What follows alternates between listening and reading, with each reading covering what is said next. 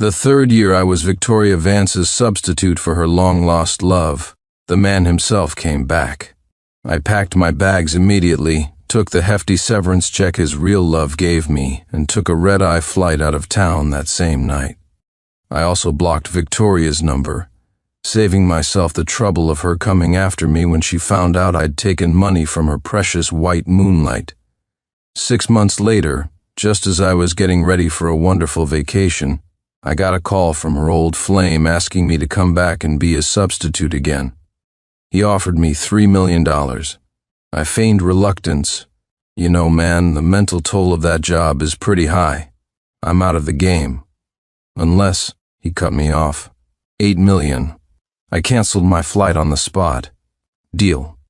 I was on my way to the airport heading for the Bahamas when Ethan Cressmont's call came through. A familiar voice spoke, crisp and direct. I have to go abroad. I need you to continue as my substitute. $5 million a month. I had spent 3 years by Victoria Vance's side as Ethan Cressmont's stand-in. The moment the real white moonlight, Ethan, returned, I had decisively blocked all of her contact information. It wasn't about being dramatic, it was simply because Ethan had given me a severance package I couldn't refuse. Hearing the heavenly sound of my benefactor's voice on the phone, I barely suppressed my excitement and put on a troubled tone. Boss, you know I don't take repeat jobs, unless you add a little extra. $8 million. Deal. As soon as I hung up, I canceled my plane ticket, vacation postponed. Time to go back to being a substitute. I took a cab to the address Ethan sent. Before I even pushed the door open, I could see the lively scene inside a private room at the restaurant. Glasses clinked and laughter filled the air. The only person sitting quietly was Victoria Vance, right next to Ethan. It made sense. Her white moonlight had only been back for half a year, and was already leaving again. Anyone would be upset. I sent Ethan a text and waited for him in another private room. He arrived quickly, and as the door opened, a familiar scent wafted in. Chanel No. 5 Victoria's signature perfume. I've already transferred the deposit. The final payment will be sent in the last month. Got it, boss. Any other instructions? Ethan looked at my all-business attitude. Just keep an eye on her. The rest is up to you. I should be back in 2 or 3 months. I nodded and headed straight for the other room. The once raucous room was now empty, save for a dead-drunk Victoria Vance. Under the dim light, her usually cool and distant face looked remarkably docile. I leaned in to help her up, but she suddenly collapsed into my arms. Ethan, Ethan. I glanced down at the casual suit I'd worn today, specifically chosen to match Ethan's style, and thought of how he looked just a moment ago. We really were different. He was the moon in the sky, and I was just mud on the ground. Victoria's next move shattered my thoughts. She kissed me, and not just a simple kiss, she used her tongue. I tried to push her away, but in her drunken state she interpreted it as something else entirely. Just as I was about to bite her to snap her out of it, Victoria pulled back, though her arms held me in a death grip. I sighed and managed to press the service bell. A waiter helped me carry her to the car. I drove Victoria back to her mansion in the hills. The boss had given me the gate code. I struggled to get her onto the bed, and out of sheer habit, went to the kitchen to make her a sobering soup. Before I even realized what I was doing, the soup was ready. Habit is a terrifying thing. I brought it to her bedside, fed it to her, and then took off her coat and shoes. Just as I was about to leave, I noticed some torn-up pictures in the bedroom trash can. Looking closer, I saw they were photos of Victoria and me. The maids here must be slacking, I thought wryly. This trash hasn't been taken out in 6 months. I turned and left, not seeing the person on the bed slowly open her eyes. Chapter 2. As soon as I lay down in the guest room, I fell into a deep sleep. Perhaps because it had been so long since I'd seen Victoria, I dreamed of the first time we met. Our first encounter was a total cliché. A university student working 3 part-time jobs to make ends meet crossed paths with a wealthy heiress, languishing because her white moonlight had gone abroad. It was a summer day with the temperature soaring past 100 degrees, yet I was sweating inside a thick mascot costume, trying to promote a new ride at an amusement park. After hours of work, the mascot head was soaked with sweat. It trickled down my face and into my eyes. It stung, but I had no time to care. I quickly scarfed down my lunch, needing to rush to my next job. Victoria drove by with her best friend, who suddenly exclaimed, "Is that Big C over there?" Victoria followed her gaze. "No way." Why would Ethan be sitting on a curb eating a cheap lunchbox? But from that day on, Victoria had her eyes on me. All because of this face, which was about 80% similar to Ethan Crestmont's. She became my tutoring student, and the generous pay meant I could quit my other jobs. Soon after, she forcefully inserted herself into my life, taking over every aspect of it. The story of the rich girl and the poor boy, it was as cheesy as it gets. Only later did I understand that it was all because of my face. I started to pay more attention to my appearance, wearing the clothes she bought for me. I was uneasy. The gifts were expensive, but she always had a way of cajoling me into accepting them. When she smiled, the beauty mark near the corner of her eye became even more captivating. I could only try my best to give her gifts in return. Thinking back now, I wonder which landfill those gifts of mine are sitting in. Those things that, in Victoria's eyes, were just as low quality, cheap, and unpresentable as I was. Once, for Victoria's birthday, I carefully selected and bought her a doll, her favorite kind. I didn't realize it was a designer brand, and the one I had purchased was a knockoff. Her bestie laughed at her. "Getting addicted to fakes now, are we, Victoria? You even get a bootleg gift. If you can't afford it, don't give it. Where did this freeloader come from? He didn't get plastic surgery to look like someone, did he? Must have spent all his money on that, so now he can't afford presents. Ha ha ha." I stood there awkwardly, the target of everyone's ridicule, and my girlfriend didn't say a single word to defend me. My eyes snapped open, meeting a delicate and beautiful face. The emotions from the dream still lingered, and my body reacted faster than my brain. I shot up, my head colliding with Victoria's. She yelped, clutching her forehead. I stared at her, unsure what to do. I decided to strike first. "I'm sorry, I had a nightmare. I just reacted." But Victoria didn't linger on the issue. Instead, she asked, "What are you doing here?" "I heard Ethan is going abroad again." Victoria sneered. "What, he leaves and you think you have another chance? Weren't you quick to block me? Weren't you so cool when you left without a word?" She looked furious, her chest heaving with each breath. I pinched my thigh hard and angled my face to look as much like Ethan as possible. "I know I'm just a substitute, but I couldn't bear to be without you. I was afraid you'd kick me out the moment he came back, so I had to leave first." The trick worked. Victoria stared at me, completely lost in thought. I pressed my advantage. "Victoria, I love you so much. When Ethan comes back this time, I'll leave for good, I promise. Just let me stay by your side one last time, please." As I finished, a single tear rolled down my cheek. It never hit the floor. Victoria caught it with her fingers. Her kiss traced a path from the corner of my eye to my mouth, and from there, things spiraled out of control. At the last moment, I stopped her, whispering, "We don't have a condom." Victoria seemed to snap back to reality. She bolted upright and rushed to the bathroom. When she returned, damp and smelling of soap, she pulled me into her arms. She kissed my hand gently and then said, "Okay." I knew she was answering my earlier plea, and I hadn't been entirely lying. I really did love Victoria, but that was in the past. Now, I was just here to do a job and collect 2 paychecks. Chapter 3, unlike before, I now swiped the supplementary card Victoria gave me without hesitation. One day, after a shopping spree, I came home with bags full of new clothes and a necklace I'd bought for Victoria. I had just walked in the door when she arrived right behind me. "What did you buy?" she asked, eyeing the pile of shopping bags on the table. I casually pulled out a suit, went into the bedroom and changed. "Do you like it?" The smile on Victoria's face froze. She said nothing. I started to wonder what was wrong, staring at my reflection in the mirror. It was the same style of casual suit Ethan, her white moonlight, wore. What could be the issue? I remembered how Victoria used to have a separate closet in her room filled with clothes she'd bought for Ethan but never had the courage to give him. After we got together, those clothes ended up on me. Unfortunately, though my face resembled Ethan's, our bodies were different.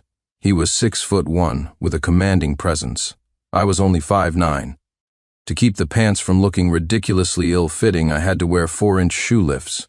While I was trying to keep the cuffs from dragging on the floor, my self-respect had long since been trampled under Victoria's feet.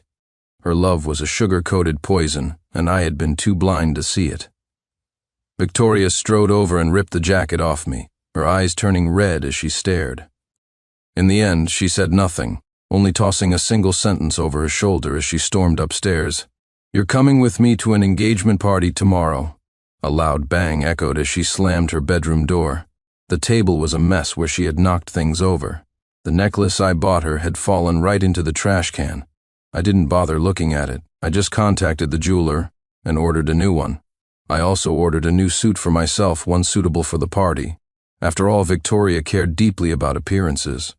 I remembered a time I had shown up in a faded white shirt to an event with her and her high society friends. She was mocked for it for ages. "Victoria, why can't you even buy a decent shirt for this, what's his name?" one of them had sniped. I had supplied, "My name is Sincere Clark." It turned out Victoria had never even told her friends my name. Naturally, she didn't consider me a man worth presenting.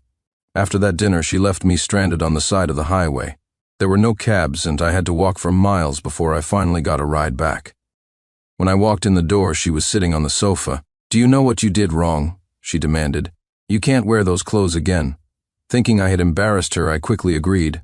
"I know, I was wrong. Please don't be angry." I ignored the sour feeling in my gut, and I ignored her complete lack of concern for me. Today was her best friend's engagement party.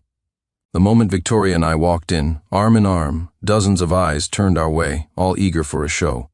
Her bestie came over to greet her, completely ignoring my existence. "Victoria, you're late, we have to drink tonight, no holding back." Then another, much harsher male voice cut in. "Well, if it isn't the freeloader who used to cling to Victoria, what's this? The real deal leaves, and the knockoff comes crawling back? Ah, Sue, don't be fooled by this kind of guy. I heard they have special training programs to scam rich girls like you, a bunch of shameless bastards." I looked up. It was Ivan Crestmont, my boss's distant cousin. Victoria didn't agree, but she didn't defend me either. I figured she was still mad about yesterday. Her friend then led her away, leaving me alone with Ivan and his cronies. I ignored him and went to the buffet table to get something to eat. Seeing that I was ignoring him, Ivan came over and grabbed my arm. The cake I was holding smeared all over his jacket. "Tisk, you low-class men are so damn disgusting." Ivan then ran to tattle to Victoria. "Ah, Sue, your little pet is targeting me. My custom-made suit is ruined." Victoria's face darkened. Sincere Clark apologized to Ivan, she snapped. I pouted. "I'm sorry, Master Yahung." Her best friend laughed from the side. "Wow, Victoria, your little pet is really obedient." For some reason, that made Victoria even angrier. Then Ivan started his act again, scraping the cake from his suit and throwing it on the floor. "A low-life like you has probably never had anything good, right? Even in an expensive suit, you can't hide the stench of poverty on you. You like cake so much? Go on, eat it off the floor. Eat it and I'll forgive you." I instinctively looked at Victoria. She just watched me silently, her brow furrowed. Her silence was permission. I should have known. I meant nothing to her. I slowly crouched down, hearing a collective gasp from the people around us. Chapter 4. I stared at the blob of cake on the floor, scooped up a piece with my hand, and swiftly smeared it all over Ivan Crestmont's face. Give him an inch and he'll take a mile. He wasn't my boss. He was just a fly buzzing around Victoria, coasting on his connection to Ethan. I knew he hated me. Victoria hadn't chosen him even after his cousin Ethan went abroad. But that thin connection to Ethan was enough for Victoria to tolerate him, to give him special treatment. From the very first time Victoria introduced me to her circle, Ivan's hostility was palpable. There was a time we all went horseback riding. Victoria and her friend were racing. Ivan was the first of her male friends to be friendly to me. I thought he was genuinely nice, so I went for a ride with him in a different direction. I was still a novice. He reassured me. "It's okay, I was like this when I first started too." Then, when I wasn't looking, he slapped my horse's rump. The horse bolted, throwing and unprepared me to the ground. I broke my arm. When I asked Victoria for justice, she just said, "Come on, Ivan was just playing around. Don't be so petty." With one sentence, she turned a malicious act of harm into a simple joke. Against anyone connected to Ethan Crestmont, I always lost. Ivan snapped back to the present and lunged for me. I quickly dodged and fled the scene, pulling Victoria along with me. Why? Because she was my client, and Ethan had told me to make sure no other men got close to her. Ivan definitely fell into the other men category. I expected Victoria to be furious at my defiance, my willfulness, but she wasn't. Her already exquisite face was flushed from the commotion, making her look even more alluring. Her peach blossom eyes sparkled so brightly I hardly dared to look at them. I decided to apologize first. "Victoria, I don't like Ivan." He's always trying to take you from me. It's only for 2 more months. I don't want you involved with other men. I get jealous." The words made my skin crawl, but Victoria seemed to think I was cold and had a bodyguard bring me a jacket. We had missed dinner, and my stomach was starting to growl. As Victoria and I walked along the riverbank, my stomach rumbled loudly. There was a late-night food stall up ahead. I figured a high-class lady like Victoria would never eat there, so I planned to grab some takeout and head home. To my surprise, Victoria pulled me straight to a table and handed me the menu. Order. We were both overdressed, and the other diners kept glancing our way. Victoria seemed a little uncomfortable, but she sat ramrod straight. I went all out, ordering dozens of skewers, meat and vegetable, and a bottle of beer. Victoria didn't eat. Instead, she put on a pair of disposable gloves and started peeling crayfish for me. "Did you poison it?" I joked. Her face darkened. She snatched back the plate piled high with peeled shrimp. "Fine, don't eat it." I quickly grabbed it back, smiling apologetically. "Just kidding. Come on, Miss Vance, give me a smile." Just then the owner brought over the last of our skewers. "You two are newlyweds, aren't you?" she teased. "You make such a lovely couple." Victoria and I were left sitting there in awkward silence.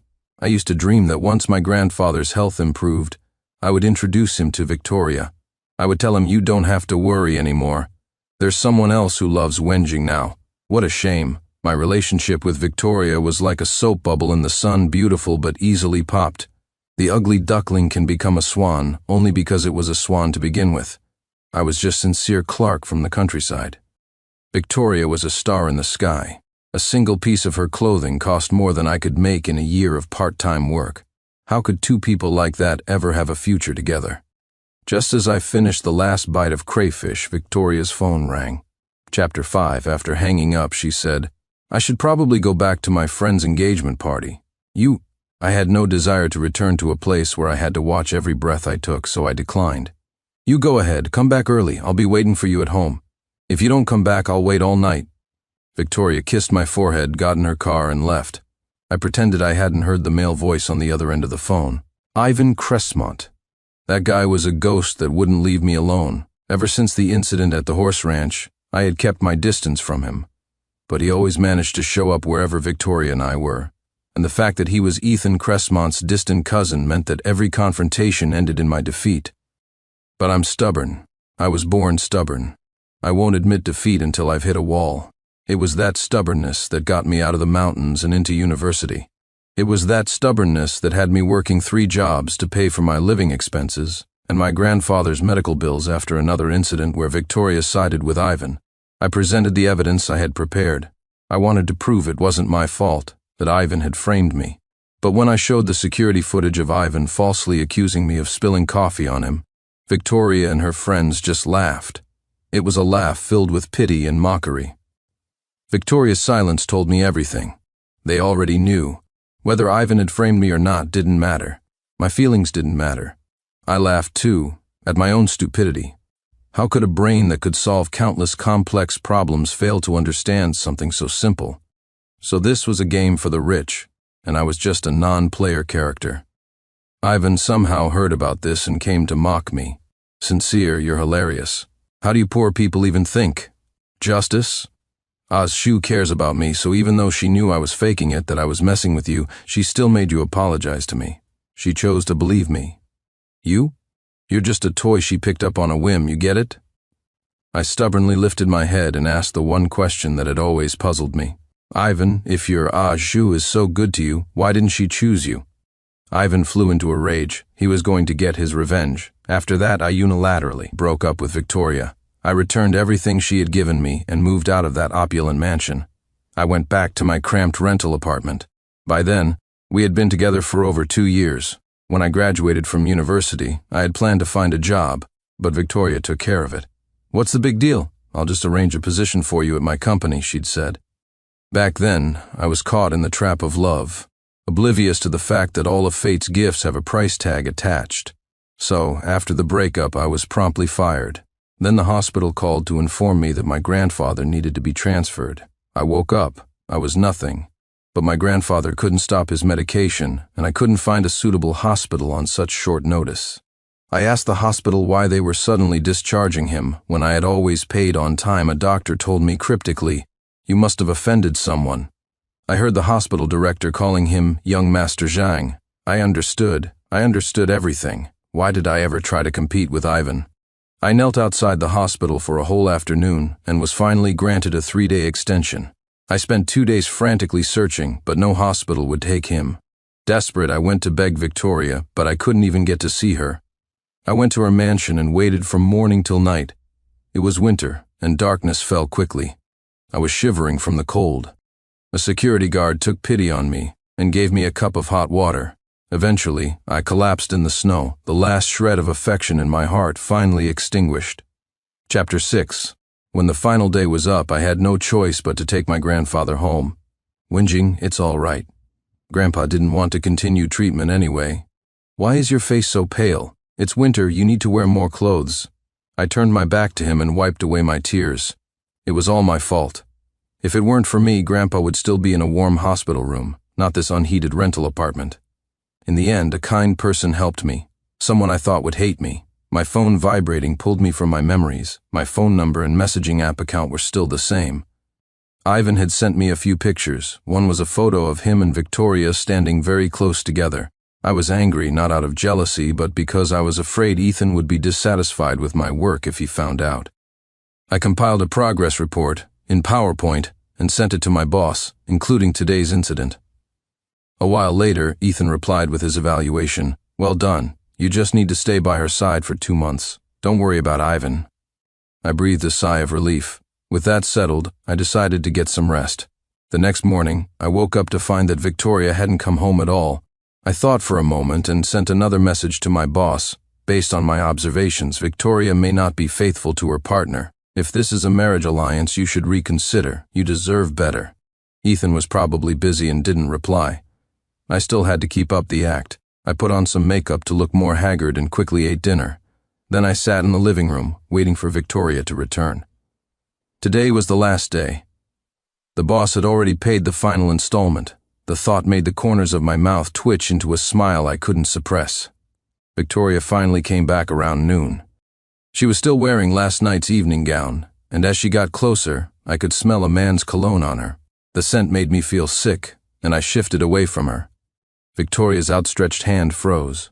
"What are you smiling about?" Was I still smiling?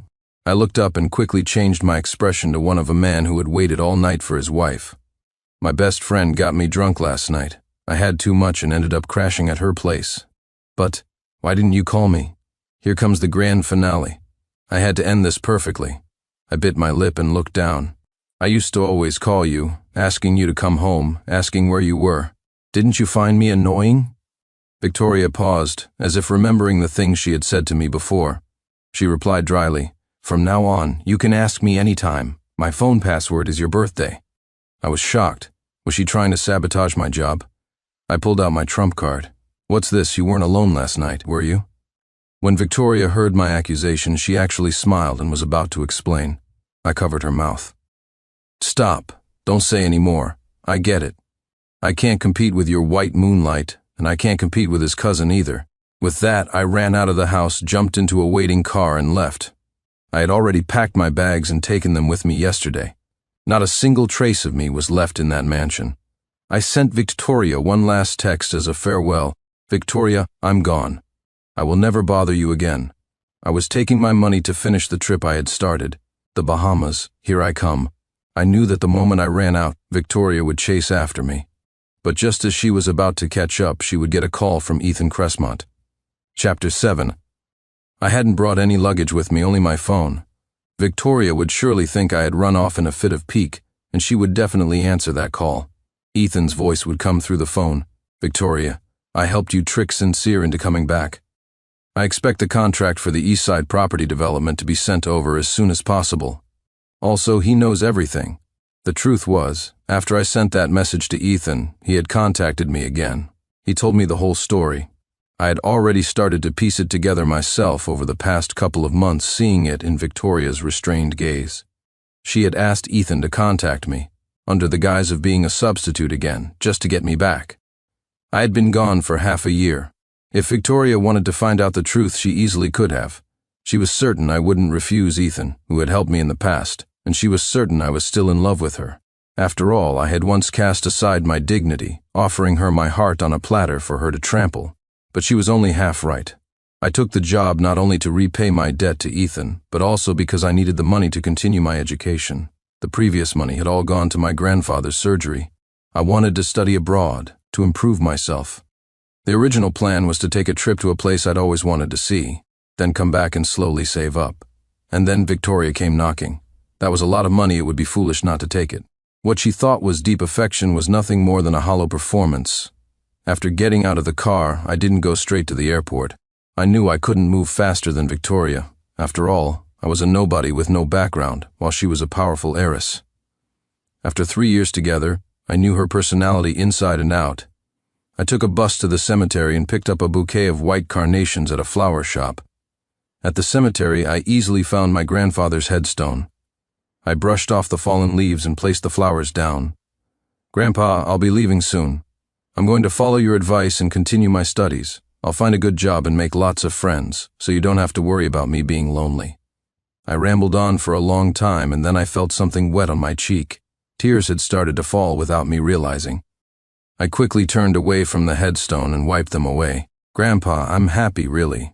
I'm going to live a good life from now on. When I find a new girlfriend, I'll bring her to meet you." After Grandpa was readmitted to the hospital, Ethan helped find a leading specialist to consult. The doctor proposed a surgery, but it only had a 10% chance of success. My grandfather was eager to do it. I knew he was worried about being a burden to me. I'm old, whinging. Lying in a hospital bed all day is boring. If the surgery is a success, I'll take you away from all this. No one will be able to bully my whinging anymore. I understood what he meant, and I respected his decision. He had been sick for so long, kept alive by machines, living in pain. It was better to take a slim chance at life than to continue suffering. But the surgery failed. I spent the next 6 months in therapy. Coming back this time was not only a form of exposure therapy for me, but also a way to face everything on my own. Ethan Cressmont truly was a white moonlight. He helped me. Victoria had good taste. If I were a woman, I probably would have fallen for him too. But he felt he owed me, so when I decided to go abroad, he offered to help. I boarded the flight he had bought for me, knowing that this time I would fly like a bird to my own mountain. Chapter 8. Sun, sand, and beautiful women.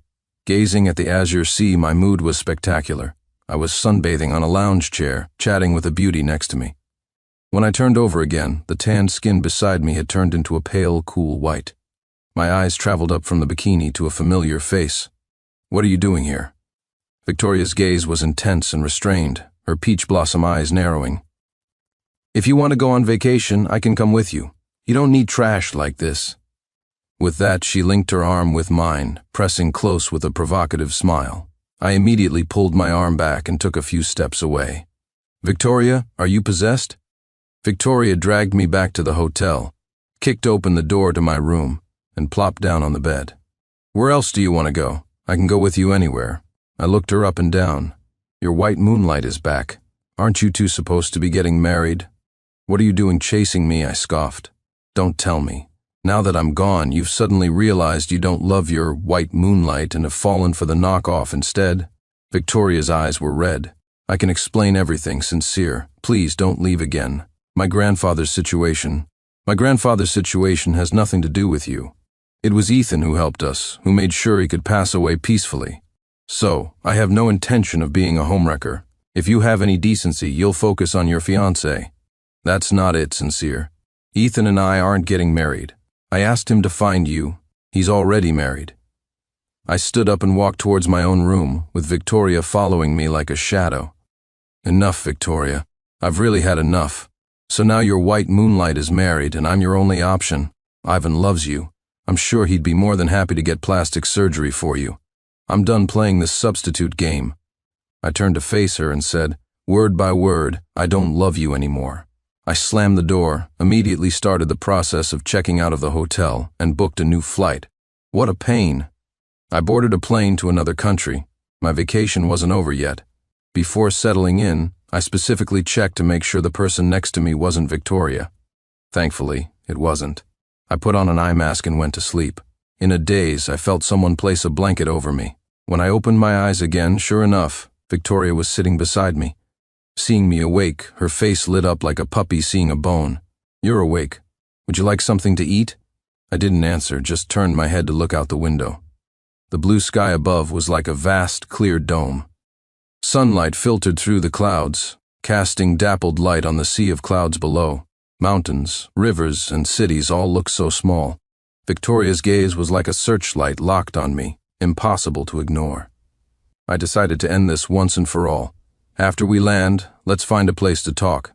After we talk, we go our separate ways. Victoria heard the first half of the sentence and was overjoyed, completely ignoring the second half. "Wenjing, you're finally willing to talk to me after we landed." I dropped my luggage at the hotel and found a nearby coffee shop. Stirring my coffee, I said to Victoria, "Whatever you want to say it all now. After this, don't come looking for me again."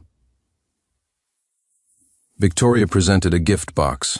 Inside was a pair of custom-made high-end wedding rings. "Wenjing, let's get married. I will love you, cherish you, and be your only family forever." I didn't take it. I took a sip of my coffee. "Victoria, don't use the word forever so lightly." Undeterred, Victoria put the rings away. "It's okay. I will always be waiting for you, Wenjing." "Victoria, you're incredibly naive. I don't want to marry you. Does your family even know you're doing this?" Seeing the change in her expression, I knew the answer. Chapter 9. "You've always been like this, acting on a whim. You saw that I looked like Ethan, so you pursued me to be his substitute. Then, when I left and you felt my absence, you decided you were in love with me." I leaned in close, staring into her eyes. "Looking at this face, so similar to Ethan's, can you even tell if it's me you like, or him? But more importantly, I've moved on, Victoria. I can't afford to play your games. Please, let me go." Victoria's face turned ugly, but she didn't back down. "It wasn't a game. I'm serious. I brought Ivan around just to make you jealous. After you came back, you changed. You tried so hard to imitate Ethan, but I fell in love with you, not him. I know you're angry, and I know I was wrong before. Can you forgive me just this once? I'll change. I really will." I didn't answer. Instead, I asked her, "Then why? The first time I came to you after we broke up, did you refuse to see me?" Victoria couldn't answer. "Because you wanted to teach me a lesson. Because I was the one who broke up with you, and it displeased you. You do like me, yes, the way someone likes a pet cat or dog. We were never on equal footing. You never once respected me." Victoria opened her mouth, but no words came out. "In this relationship, you were always in control, whether it was with affection or anything else. You just got used to me being around, fawning over you. You're so rich you can just find someone else. I'm sure there are plenty people who would be willing. But I only want you. I only love you. Sincere Clark." The coffee on the table had gone cold. I put down my spoon. "Victoria, do you remember that time I brought you evidence to prove Ivan had framed me? The look on your face is burned into my memory. If you truly love someone, you feel their pain. You don't just trample all over them. I only have one heart, and you've already worn it out." Victoria seemed to remember something. "I've already kicked Ivan out. He'll never get between us again. Wenjing, please don't be so cruel to me." I shook my head. "Victoria, don't you get it? The obstacle between us was never Ethan or Ivan. It was your indifference. It was the way you trampled on my feelings." I left her there and continued my journey. I also sent an anonymous email to her family. I was confident someone would come and take her home soon. For the rest of my trip, Victoria was nowhere to be seen. The way I see it, my relationship with Victoria was like that of a master and a pet. The master doesn't care much about the pet's tantrums, because the power of life and death is in the master's hands. A relationship that unequal was never destined to last. The next time I heard news of Victoria, I was back at my dorm after class. I got a message from Ethan. After being dragged home by her family, Victoria had tried to run away to find me again. She even jumped from a second-story window, breaking her leg, and was now recovering at home. Her mother hired a caregiver for her, a man who looked remarkably like me. In the end, Victoria married that caregiver, and that caregiver was Ivan Cressmont after plastic surgery, just as I thought. Maybe what she needed wasn't a partner, but a pet. Later I heard Victoria cheated on him with other substitutes. Ivan had a massive breakdown, and in the end he set their house on fire, killing them both. A truly tragic end. And me? I had walked out of that swamp long ago, using the money Ethan gave me to continue my education and find my own path in life.